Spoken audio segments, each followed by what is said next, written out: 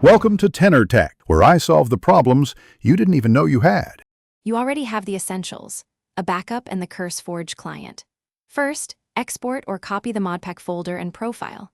JSON so you can roll back. Next, open Curseforge and select the Modpack you want to update. Make sure you're signed in. Then check the pack's Minecraft version and loader type because you'll need compatible mod builds.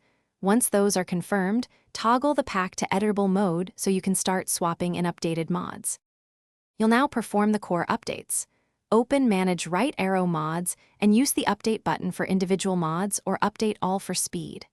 While updating, read each mod's changelog to catch breaking changes and required library versions because incompatible APIs cause crashes.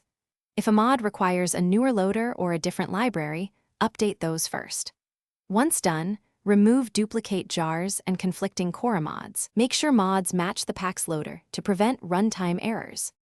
You're at the finish line. Launch the updated pack in a clean profile and play through core mechanics for at least 10 to 15 minutes to validate stability.